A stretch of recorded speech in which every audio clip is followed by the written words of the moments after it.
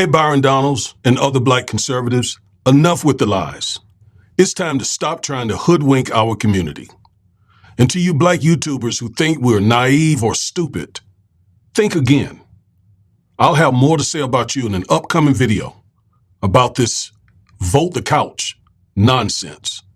But today, my ire is directed at Byron Donalds for his disgraceful capping for white supremacists. Trust me, family, you don't want to miss this. Because as always, I have the receipts. Stay with me.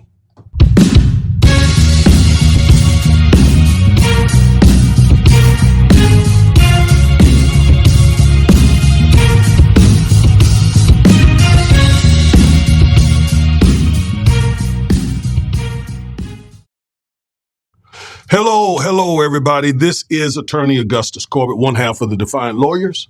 And each and every week, we bring you at least one legal analysis of some trending story having to do with politics, policies, personalities, or pop culture to empower you with the information you need to defy this unjust legal system and to nullify systemic racism. If that interests you, please like, share, comment, subscribe, and of course, click the bell so that you'll get notified when we upload one of our informative and powerful videos. Thank you for staying with me. Byron Donalds, I got some words for you. He has been trending for some things that he said. We're going to look at what he had to say, and I'm going to show you why what he said is completely foolish and incorrect. All right? But first, as always, please go to Amazon.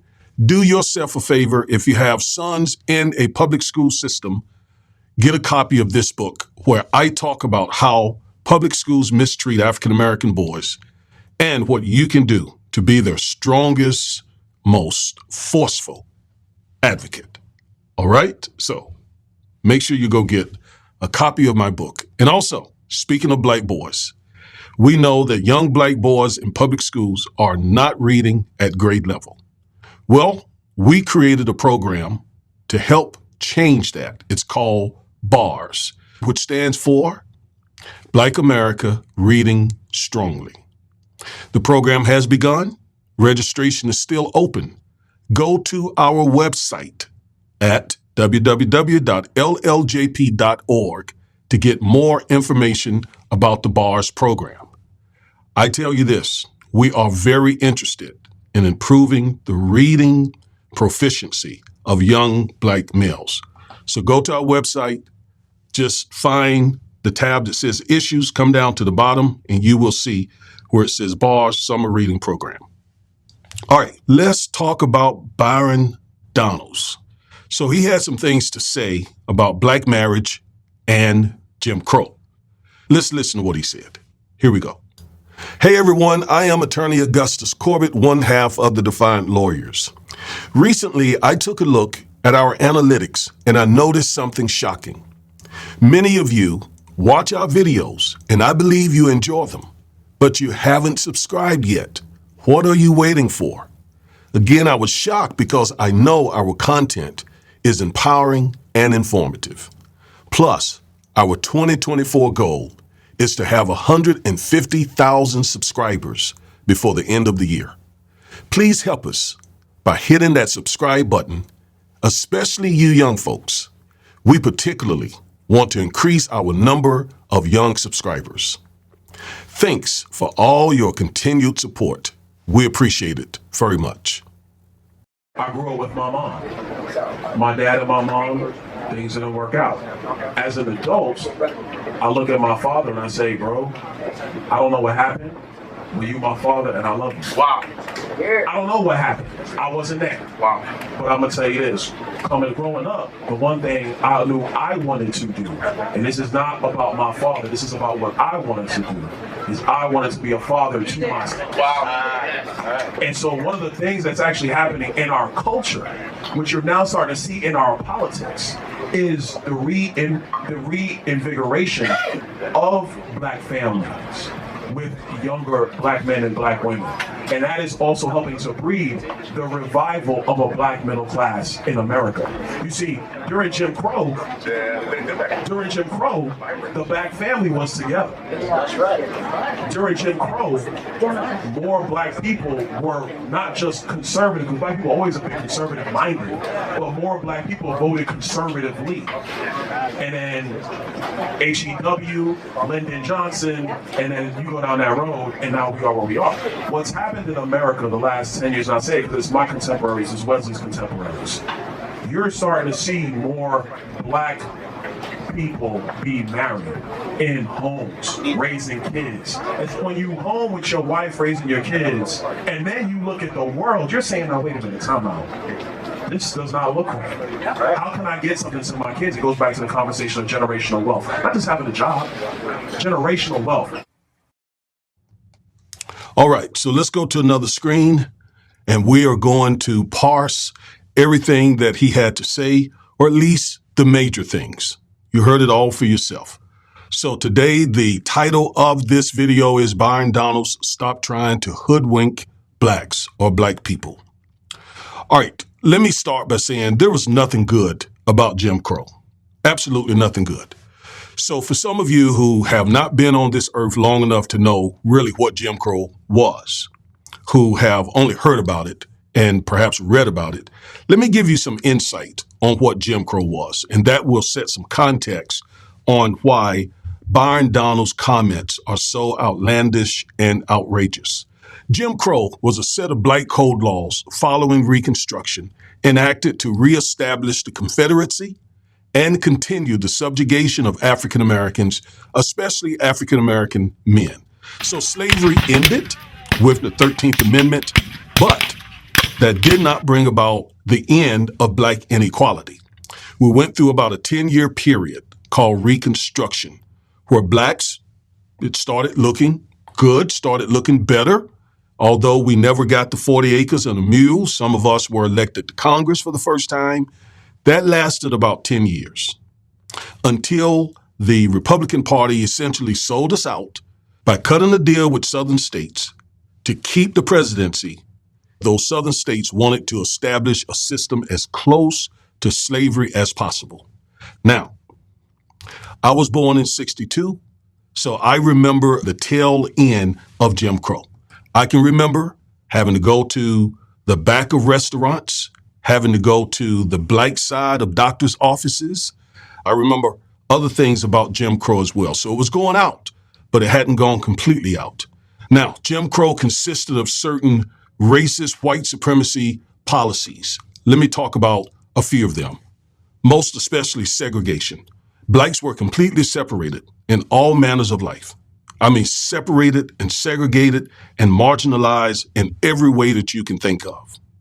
From the schools to the hospitals, the doctor's offices, the restaurants, the graveyards, blacks and whites were not even buried in the same graveyard.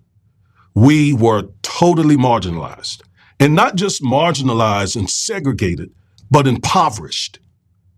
We had certainly our banks and barbershops and insurance companies and et cetera. And some of them did well serving the African American community. All right. But most of them did not. They sort of struggled because, again, we were marginalized. We didn't have the same access to capital to build wealth that white folks did. And that was what integration was all about. It was trying to open the door to the wealth, the prosperity that America promised, but denied its black citizens. All right, so segregation was not just about keeping blacks and whites separated. It was about that.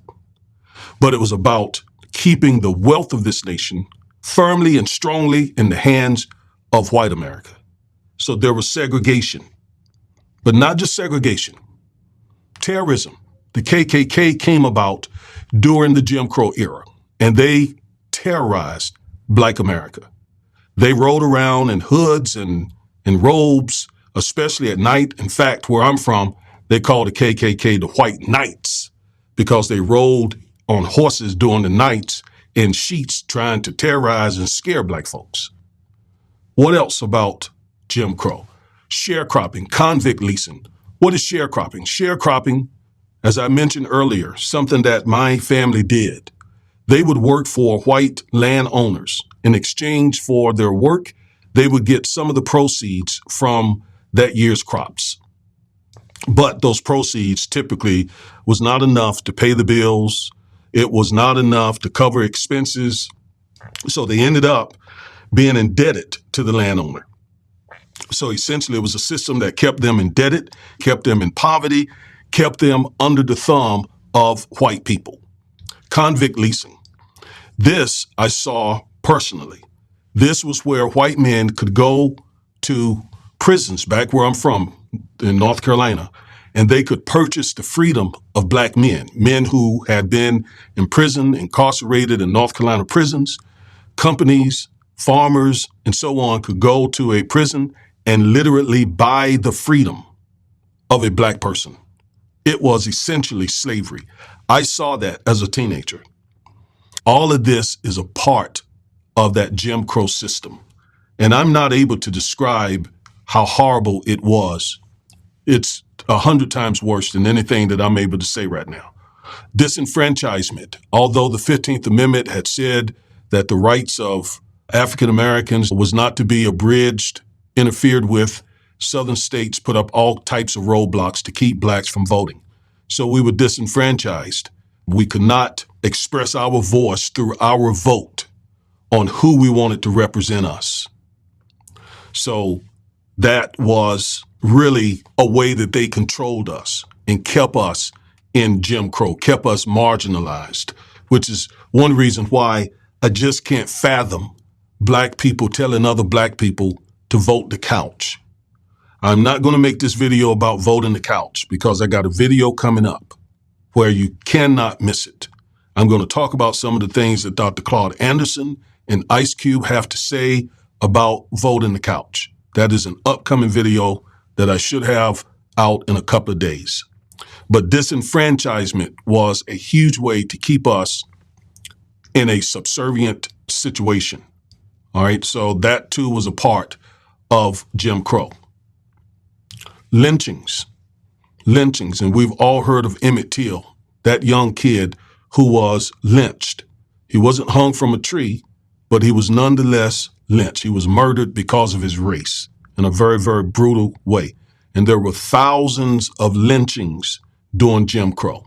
I mean, it was an era where white men would just show up at the door of a black family, grab a child, grab the father, grab the mother, whomever, and take her and rape her, or take the son or the father and go string them up and lynch them from a tree. This was a horrible, horrible period for African American people. Nothing good about Jim Crow. This was also a time where black manhood was targeted. We, African American men, have always been the target of white supremacy. Because, think about it quite naturally, if you can subjugate, emasculate the men of any group, then you can dominate the group. And a lot of that subjugation and emasculation was psychological, not just physical, but psychological emasculation, subjugation, oppression. So it always pains me to see the trauma that has been visited upon African American men because white supremacy targeted us. If you destroy, if you emasculate a black man, then you emasculate and can control his family. And that could be children, that could be grandchildren, great-grandchildren, great-great-grandchildren. Are you with me? So Jim Crow was an awful time. And so when Byron Donalds talks about the fact that the family, the black family, there were more marriages during Jim Crow, and to associate the two was an awful thing to say because the implication is Jim Crow was good for black families, good for black marriages. And that is absolutely ridiculous, folks. So let's talk about the truth regarding black marriages. Because not only was what Byron Donalds said reprehensible, but it was incorrect in many ways. Let's get into it. During slavery, African Americans could not sustain marriages because the law deemed them property, right? We were considered chattel property under slavery. So therefore, we had no rights. We had no rights to be married. We lived, we breathed, we existed for the pleasure of the enslaver. So marriage was not something that they respected for black people because we were property, like dogs. Therefore, marriage, black marriage during slavery meant absolutely nothing. Nothing. As such, the enslaver often broke up our families and sold blacks to other enslavers for all sorts of reasons. May have gotten into a card game, lost the card game, and put one of the enslaved Africans on the table. If you win, you take this enslaved person. Or running short of money, and I need to raise some money, so I will sell off 2 strong enslaved African men. Just break up the family. They may have children, may have a wife, whatever. So selling off black men or the wives or the children was very common. It was a pathetic practice that was very common during slavery. Now, after the abolition of slavery, the Freedmen's Bureau was created to try to get these black, formerly enslaved African-American people on their feet, with land, with property, marriages, finding family members who were in other counties, other states.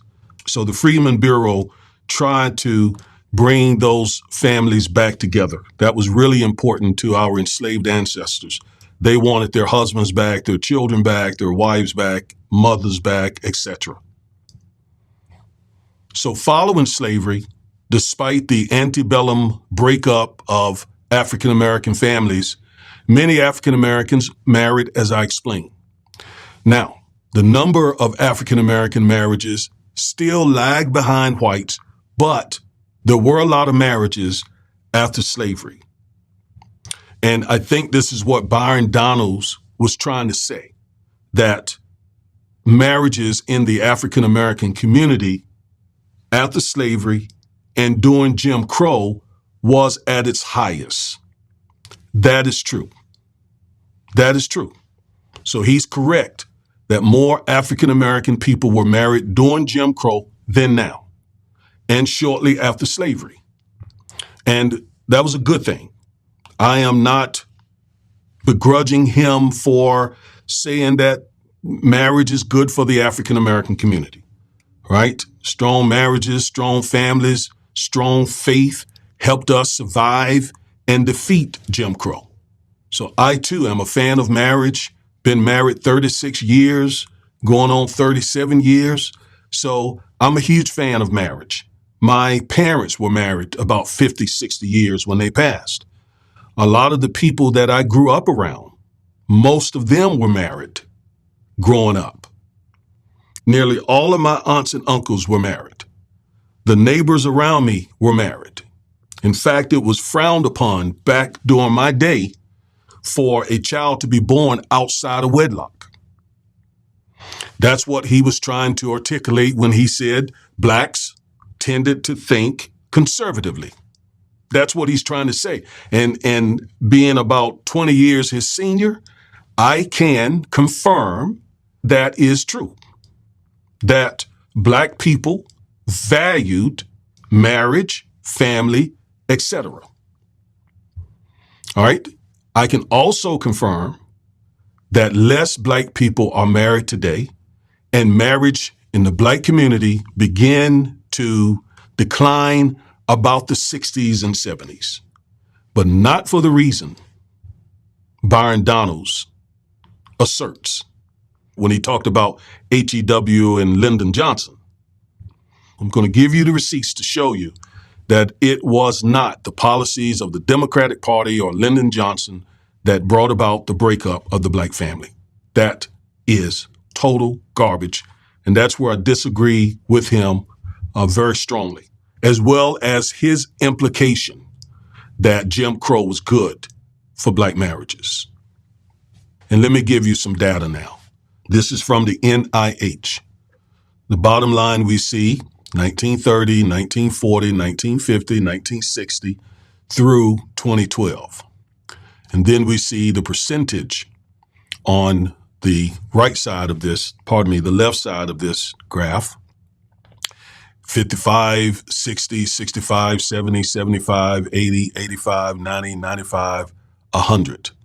And the black marriage percentage is a solid black line. So in 1930, 95% of African American people were in a marriage, the adults obviously, almost 95%. Whites, almost 100%. Asians, almost about 100% as well. So we were way up there in terms of our marriage. And once again, that's a good thing. I believe that's what helped us get through the misery and the oppression of Jim Crow years. Strong marriages, strong families, strong faith. All right. Now, if we move over to 1940, we're still up there. And this is during Jim Crow. 1950, our marriage rates are still up there. 1960, we're beginning to see a decline. 1970, our marriage rates go down even more. Let's look at it. 1980, slipping more. 1990, slipping more. 2000, slipping more. 2012, slipping more. Now, one thing I want you to see, hopefully you've noticed already, and that is the fact that the marriage rates start decreasing for everybody around the 60s and the 70s and the 80s and the 90s. That debunks everything they got to say right there. If it was the liberal policies and the degradation of black culture and just the fact that blacks are inherently immoral, then why wasn't just our rate of marriage decreasing? No. Whites, Asians, Latinos, everyone's marriage rate started decreasing in the 70s and 80s. Now, obviously, ours decreased more than others, but they all decreased. And ours decreased more than others for obvious reasons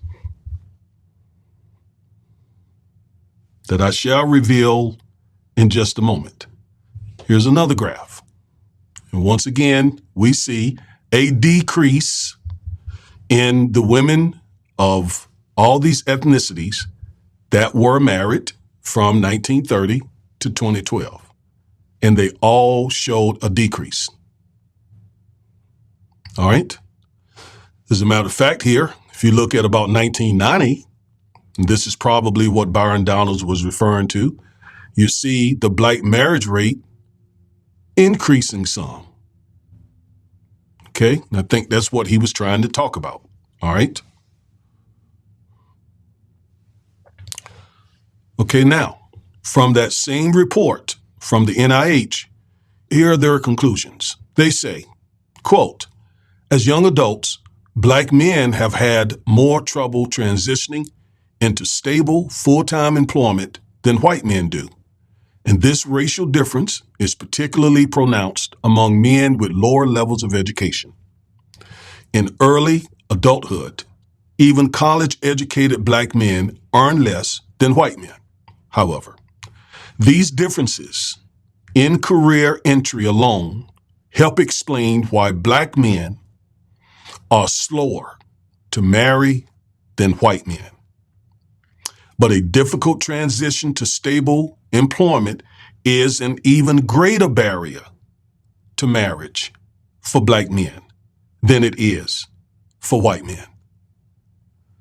So the experts at NIH attribute the decrease in marriage rate in the black community to the fact that black men have a more difficult time finding full-time employment. And yes, of course, that is going to play into a man's thinking, many men, when they're contemplating marrying, because they got to provide for their family. And they know that they can barely provide for themselves because of various reasons, quite often, just living in this systematically racist and back then Jim Crow system. And again, it certainly was not because of the policies of the Great Society that Lyndon Johnson created. In fact, let's begin to look at that. This is a report that was released by the government about the welfare programs in our country. And there's some real important information from that report you need to see here.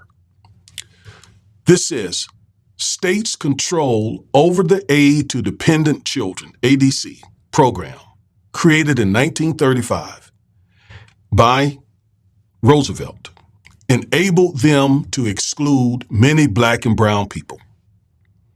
So, first question is, first thing I want you to see, who controlled the welfare program? Was it the federal government or was it state governments? State control. So it was states who controlled welfare. And what did they do as those who controlled welfare? They excluded many black and brown people. They excluded many black and brown people. And they also created the policies, the requirements of who could get welfare. So this goes on to say, ADC provided federal funding to states to assist children who lived with a single mother. Southern members of Congress insisted that state and local officials control ADC eligibility and benefit levels, which enabled them to preserve economic system that relied on the low-wage labor of black workers in the South and Latinx workers in the Southwest. In other words, they insisted that before they would sign on to any of these, to this program, to reauthorize this program, to fund this program, the Southern Congress people said, we must control what happens with this program in our states. Why? Well, according to this report was so that they could keep the eligibility higher for black and brown people so that those black and brown people would be the source of cheap labor. Byron Donalds doesn't tell you any of this. Black conservatives don't give you receipts. They just make conclusory statements without any facts, any research. Well, I'm giving you the research so that you can see they are lying when they say it was the liberal policies of the Democratic Party that caused black marriages to break up. Not true. Let me give you some more proof. All right, now, the large majority of black working women were excluded from other New Deal social programs like unemployment insurance and old age insurance, now known as Social Security, because they were either domestic or agricultural workers, and many fell deeper into poverty during the Great Depression. Similarly, the new ADC program did little for black families as they made up a small share of the ADC caseload, especially in the South. Many Southern states denied black families access to ADC because they did not want to interfere with local labor conditions. Now watch this closely. As ADC roles grew and diversified in the 40s and 50s, in other words, as more black people were allowed to get in this ADC program, a number of states, here's what they did. So when black women were able to get on this program now, here's what whites did to punish those black people. A number of states imposed punitive policies to control mothers, disproportionately harming black families. Starting in the 1940s, some states passed conduct or moral-based eligibility policies, such as so-called man in the house or suitable home policies.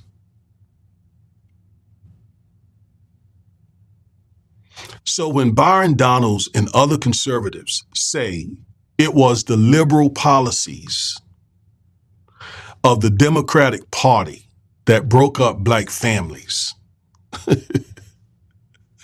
let me tell you the irony of that.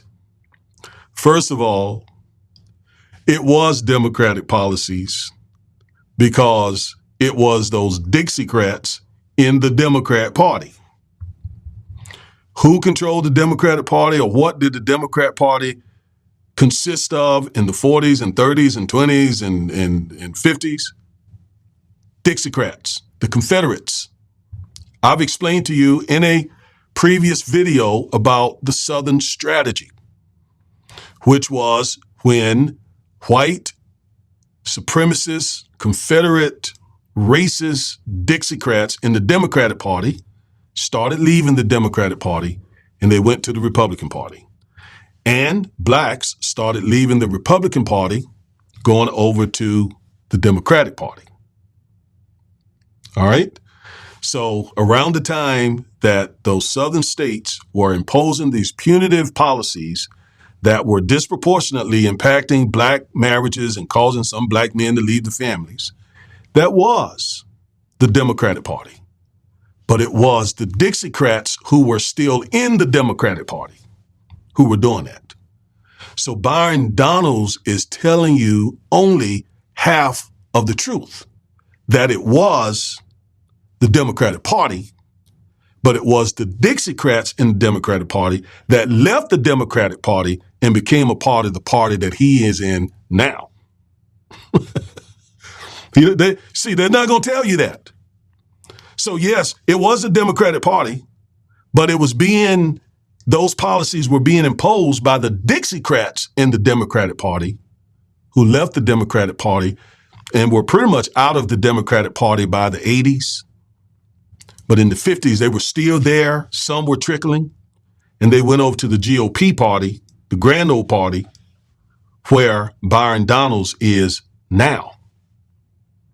So he won't tell you that. And I hope I'm explaining this where you can understand this, okay? So he's only telling you half-truths. States targeted the new laws at black and unmarried mothers and their children.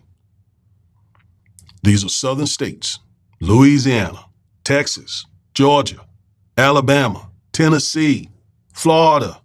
Those states, Mississippi, were controlled by the Democratic Party and the Dixiecrats in those parties. Well, just ask yourself right now, are those states right now today controlled by the Democratic Party? No.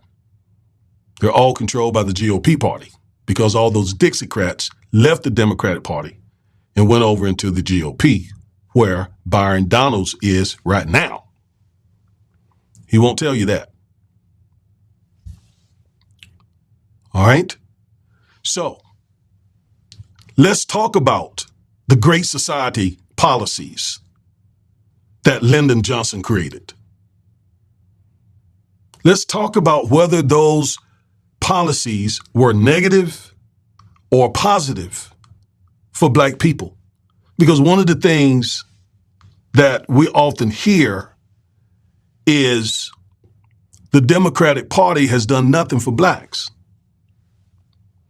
And I'm not a spokesman for the Democratic Party. Some of you have continued to say, you must be a Democrat. I am not a Democrat. I'm not a spokesman for the Democratic Party. But the truth is the truth. The Democratic Party has done a lot for black people. A lot.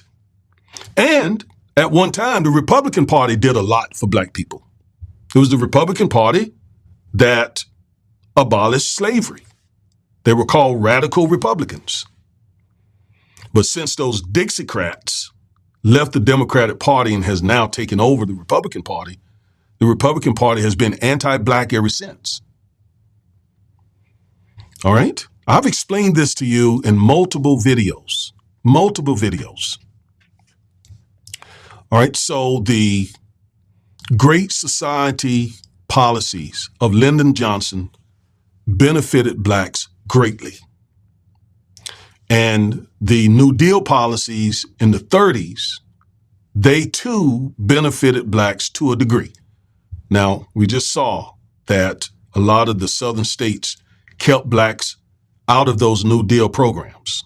Some blacks still were able to get in, and that's when blacks started moving from the Republican Party over to the Democratic Party, because the Democratic Party, through Roosevelt, was implementing these programs during the very tough days of the Great Depression. All right, so fast forward to the 60s. Lyndon Johnson is now president, and he has created his war on poverty. How did that impact the black community? Did that break up marriages? Did that break up families? Let's look at it. Lyndon Johnson had a vision for America, believing that problems of housing, income, employment, and health were ultimately a federal responsibility. Johnson used the weight of the presidency and his formidable political skills to enact the most impressive array of reform legislation since the days of Franklin Roosevelt. He envisioned a society without poverty or discrimination, in which all Americans enjoyed equal educational and job opportunities. He called his vision the Great Society. Now, Byron Donalds, Candace Owens, Tim Scott, they don't want you to know this. They demonize Lyndon Johnson. They blame him for the breakup of the black family, when the whole time you just saw it was Dixiecrats, Confederates, who controlled the Democratic Party at that time, that used welfare policies to kick men out of black families.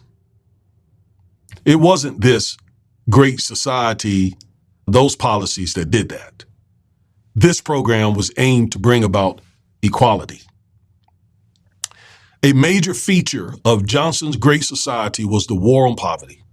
The federal government raised the minimum wage. That definitely benefited blacks, and enacted programs to train poor Americans for new and better jobs. That definitely benefited blacks, including the 1964 Manpower Development and Training Act and the Economic Opportunity Act, which established such programs as Job Corps and the Neighborhood Youth Corps. That definitely benefited blacks. To assure adequate housing, in 1966, Congress adopted the Model Cities Act to attack urban blight. Who lived in those urban areas? Black and brown people, and quite a many black people, and set up a cabinet-level Department of Housing and Urban Development, HUD, and began a program of rent supplements. Who did that help disproportionately? Blacks. To promote education, Congress passed the Higher Education Act in 1965 to provide student loans and scholarships, and the Elementary and Secondary School Act of 1965 to pay for textbooks, and the Educational Opportunity Act of 1968 to help the poor finance college educations. Okay? To address the nation's health needs, the Child Health Improvement and Protection Act of 68 provided for prenatal and postnatal care. The Medicaid Act of 1968 paid for the medical expenses of the poor, and Medicare, established in 1965, extended medical insurance to older Americans under the Social Security system. That was a part of Johnson's, and I got more, of Johnson's Great Society that disproportionately helped black people. Medicaid, and let me jump forward a minute and talk about the Affordable Care Act, Obamacare. Obamacare has tremendously helped a large number of black people. For those who say Obama has done nothing for black people, I'm going to talk about that when I talk about Claude Anderson and Ice Cube, who say the Democratic Party has done nothing for black folks. I'm showing you right here that they're wrong. I'm showing you right here that they are absolutely wrong. The elementary, for example, the Elementary and Secondary School Act, I write about it in my book. I write about that particular statute right here in my book and how it has helped African American students. It was one time reauthorized as the No Child Left Behind Act, which I thought was a good initiative. The No Child Left Behind Act that was enacted under the young Bush presidency, not the old Bush, the young Bush. Okay. And then under the Obama administration, the Elementary and Secondary School Act was reauthorized as the Every Child Succeed Act. But that law provided funding for poor children, which means a disproportionate number of black children benefited from the Elementary and Secondary School Act. And this was done by Lyndon Johnson. And to address the nation's health needs, the Child Health Improvement and Protection Act of '68 provided for prenatal and postnatal care. The Medicaid Act of 1968 paid for the medical expense of the poor, and Medicare, established in 1965, extended medical insurance to older Americans under the Social Security system. Oh, yeah. So as I was saying about Obama, one of the things that Obamacare was to offer more money to states under the Medicaid program. Many, many red states have rejected that funding and have not expanded, therefore, their Medicaid program, which Lyndon Johnson put in place to help poor people have access to insurance. Obama, when he was elected and got the Affordable Care Act passed, one of the provisions was to offer states additional Medicaid funding to cover the cost of Obamacare. Many of those states that have a large percentage of black people have refused that money, including the state of Texas. All of that was started by Lyndon Johnson during the Great Society program. That's not tearing up marriages. That's not tearing up families. That's helping families. That's helping poor families. That's not tearing up black families. That's helping black families. And this kick the man out of the house, those policies, once again, was sponsored by the Democratic Party, but it was the Dixiecrats in the Democratic Party who now are in the GOP and are doing the same thing, fighting any type of policy that will help African American people. Johnson also prodded Congress to pass a broad spectrum of civil rights laws, ranging from the Civil Rights Act of 1964, the Voting Rights Act of 1965, and to the 1968 Fair Housing Act, barring discrimination in the sale or rental of housing.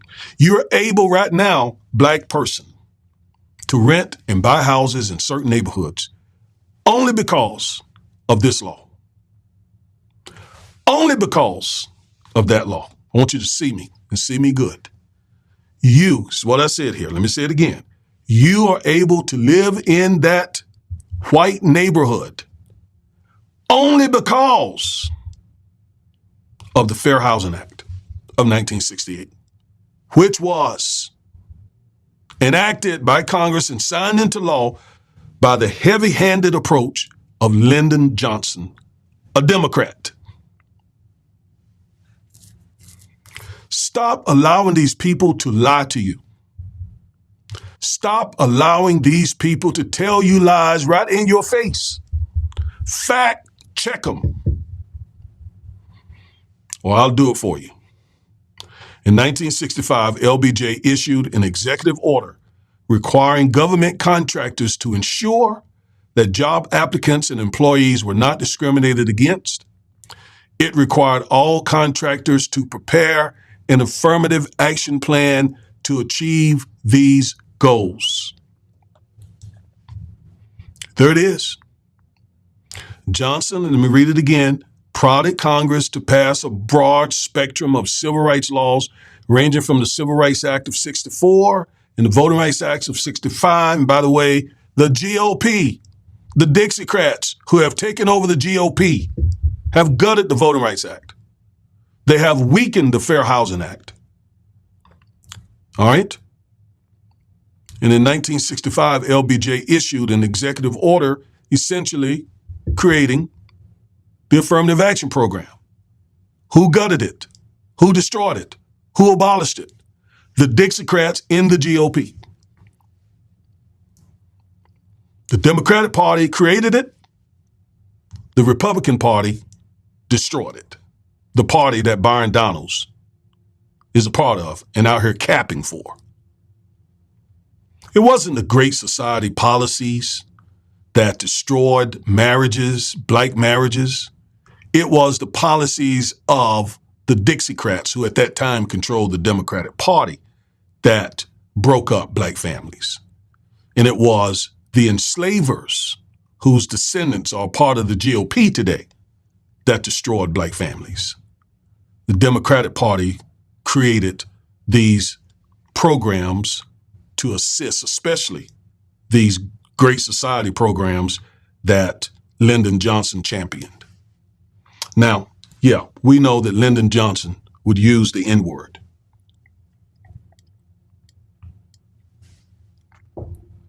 We know that. We know that. Some people surmise that he used the N-word to make those Dixiecrats feel comfortable with him. And then, because they felt comfortable with him, he was able to convince them to sign on to this legislation that ultimately was intended to help black people. Now, I despise the N-word. I despise it when we use it with the A, when they use it with the ER. So I don't think he should have used it, period. There is some report now coming out that Trump is on tape using the N-word. All right, so I'm not condoning the use of the N-word. But when I look at these policies were very helpful and have been very helpful for generations of black people. Johnson broke many other color barriers. In 1966, he named the first black cabinet member and appointed the first black woman to the federal bench. In 1967, he appointed Thurgood Marshall to become the first black American to serve on the Supreme Court, the first Southerner to reside in the White House in half a century. Johnson showed a stronger commitment to improving the position of black Americans than any previous president. So don't you dare listen to Byron Donalds and Tim Scott and Clarence Thomas and Candace Owens and all the rest of them, Larry Elder, crazy Jesse Lee Peterson, when they tell you that Lyndon Johnson did damage to the black community.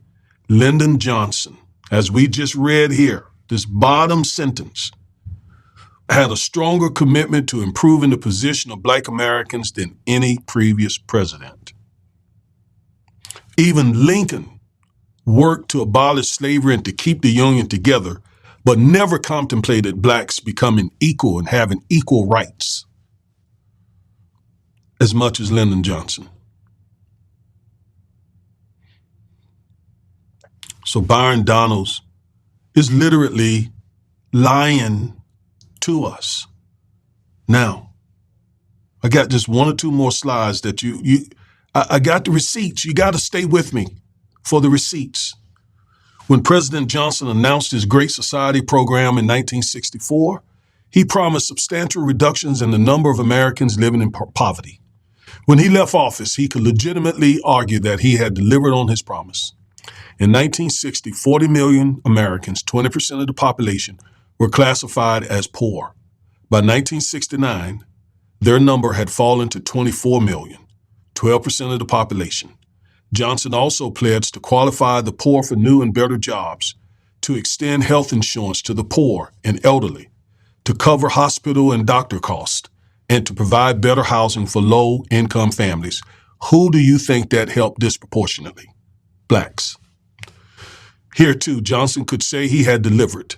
Infant mortality among the poor, which had barely declined between 1950 and 1965, fell by 1/3 in the decade after 1965 as a result of expanded federal medical and nutritional programs.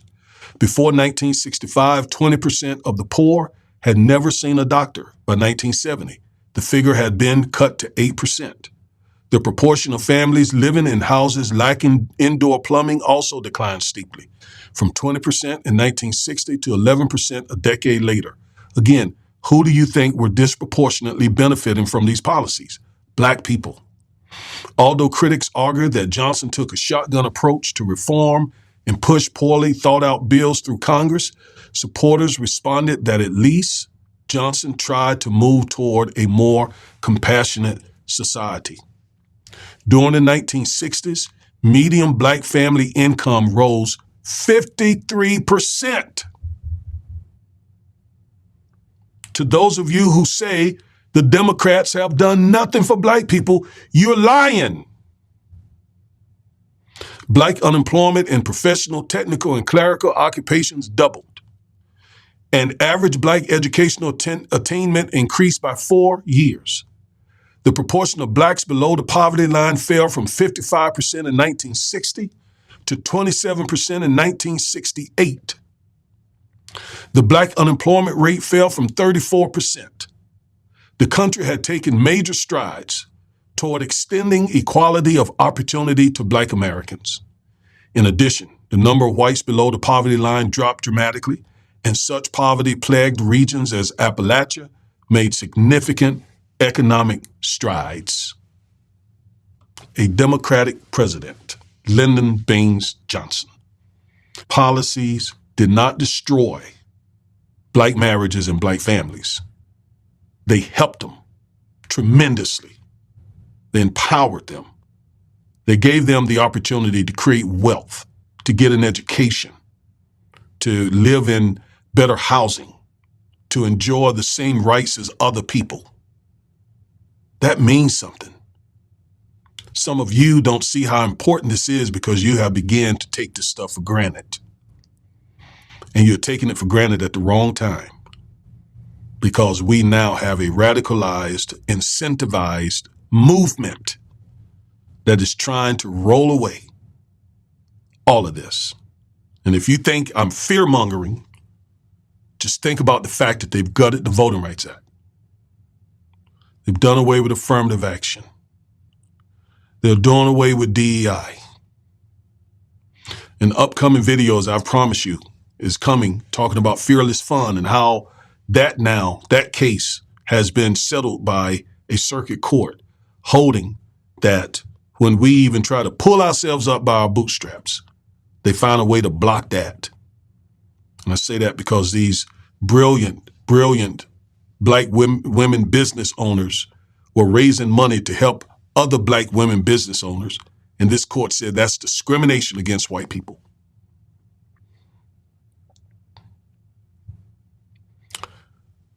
Stop listening to these people. They're literally lying to you. They're literally telling you a bunch of lies to get you to go over to the Republican Party or to help the Republican Party win elections, and the Republican Party will get in those positions and implement anti-Black policies. We have seen it. Period. Stop letting these people hoodwink you. Stop it, stop it, stop it, stop it. Do your own research. Read books. Fact check these people. Because they count on you not fact checking them. They count on you as Black people not to read and do your research. That's the only reason why some black men are gravitating toward Trump because they're being hoodwinked. If they really knew the information I'm giving you now and what these people will do, Project 2025, MAGA, the GOP, Trump, Steve Bannon, all these people, what they plan to do, if they really understood it, and if they were thinking people, they would never support this man. But not only what he will do to African Americans, but to America, period. All right? So this video turned out to be longer than I had anticipated, but I don't apologize. Byron Donalds said some things that needed a well thought out response because what he said was preposterous and dangerous to associate strong black families with Jim Crow and suggest that it was the policies of the Democratic Party that harmed the black family, black marriages, without telling you that it was those Dixiecrats in the Democrat Party, the ones that he is rubbing shoulders with now, that really implemented those policies that, yes, had some impact on black people. And it was the progressives in the Democratic Party that you read with me who came up with policies that have benefited the African American community. All right? So thank you for watching. Thank you. And I hope that you're the better for it now. I hope that you've been informed. I hope that the last hour has been beneficial for you. If you will, please spread this video, share this video with others so that our community can be more informed. That's what we're all about. That's the purpose of our channel. Informing you, giving you the information you need to defy this system and to nullify systemic racism. All right, I am Attorney Augustus Corbett, one half of the Defiant Lawyers. Go ahead, like, share, comment, subscribe, and click the bell. Until the next time, peace.